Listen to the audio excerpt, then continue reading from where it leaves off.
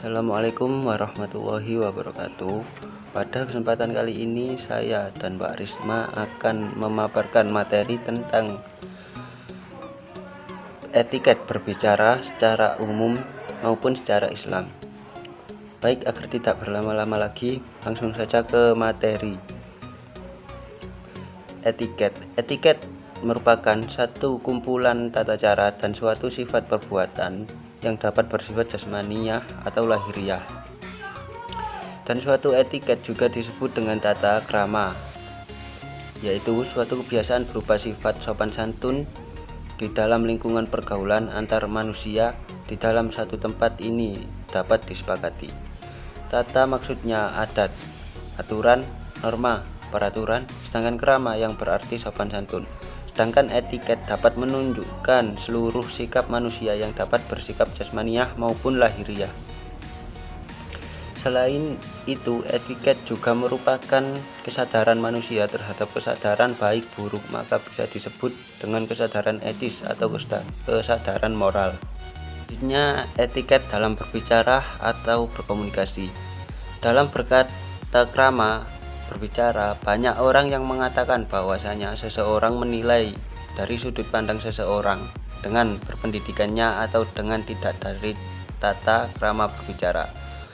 Namun bukan berarti banyak basa-basi ini bisa menjadi orang berpendidikan, tetapi mereka tahu bagaimana bertata krama dalam berbicara di suatu tempat dan kondisi yang tepat. Biasanya merupakan tata krama berbicara yang benar. Memang sulit, namun jika seseorang itu memiliki kebiasaan buruk, sebaiknya dirubah dengan kebiasaan baik. Berikut ini kami akan menjelaskan tentang etiket berkomunikasi atau berbicara secara umum dan secara Islam. Yang pertama yakni etiket berkomunikasi atau berbicara secara umum. Adab atau tata krama dalam berbicara secara umum merupakan sama halnya dengan suatu hubungan antara sesama manusia dengan lainnya, yang tentunya tidak dapat terlepas dari suatu komunikasi ataupun berbicara yang penting dengan satu orang dengan yang lain.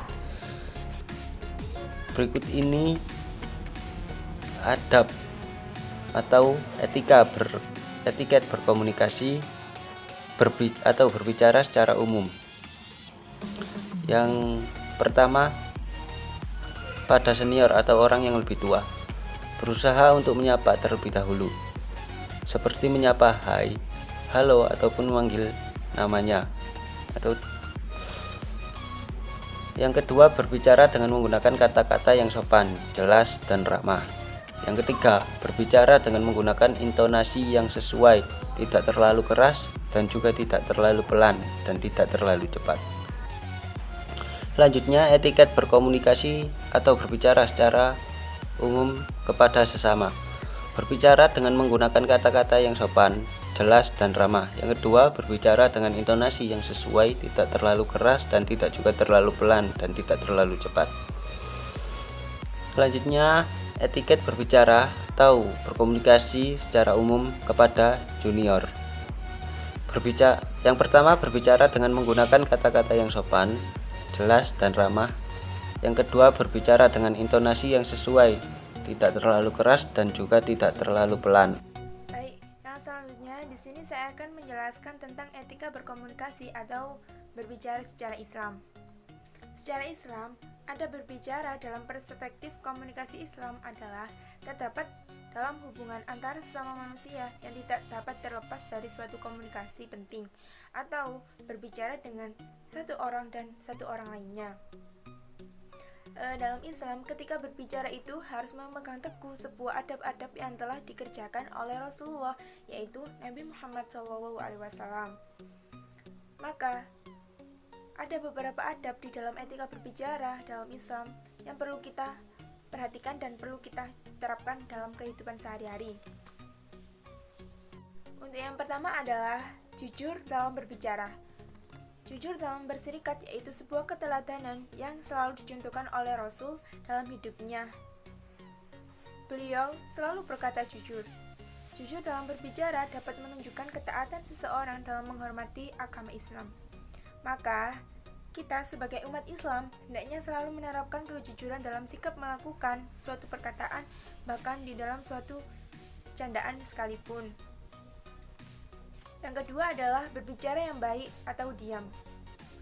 Berbicara menurut Imam Nabawi yaitu berhati-hati dalam berucap dan memikirkan terlebih dahulu sebelum melakukan perkataan kepada orang lain. Dan ketika kita menyadari suatu kata-kata yang kita ungkapkan, maka dapat dikatakan bahwa kata-kata itu baik. Seseorang akan mengatakan perkataannya jika perkataan yang kita ucapkan itu baik, dan sebaliknya, jika kata-kata yang diucapkan itu jelek, maka seseorang itu dapat menahan diri dan lebih baik untuk diam daripada berbicara yang tidak ada kandungan maknanya. Yang ketiga adalah tidak ghibah. Manusia merupakan tempatnya permasalahan, tapi manusia itu sendiri bisa menghindari sebuah perbuatan, yaitu menggunjing atau ghibah dan mengadu domba antar sesama. Yang keempat adalah melihat wajah lawan bicara. Dalam Islam, kita itu dianjurkan untuk melakukan suatu hal saat berbicara dengan orang lain. Jika berbicara secara langsung, maka seharusnya memandang wajah orang yang sedang berbicara tersebut. Hal ini menunjukkan bahwa mereka itu merasa lebih dihargai. Yang kelima adalah antusias. Dalam sebuah antusias seseorang sangatlah baik untuk dilakukan. Seperti contohnya itu mendengarkan orang lain yang sedang berbicara dengan sangat antusias. Bahkan kita sudah mendengarkan hal yang sudah dibicarakan sebelumnya, hendaklah tetap untuk mendengarkannya. Yang keenam adalah memotong pembicaraan. Tata krama dalam Islam saat ini dilakukan yaitu hendaklah kita sebagai manusia mendengarkan pembicaraan orang lain dengan baik dan tidak memotongnya. Dengan melakukan suatu hal yang dapat kita lakukan yaitu seperti tidak menampakkan bahwasannya kamu telah mengetahui apa yang dibicarakan itu, dan tidak seharusnya menganggap rendah suatu pendapat seseorang atau bersikap mendustakannya. Dan adab ketika berbicara yaitu tidak memotong pembicaraan orang. Jadi, orang yang suka memotong pembicaraan orang lain dikatakan sebagai orang yang sangat tidak sopan atau egois. Yang ketujuh adalah tidak berdebat.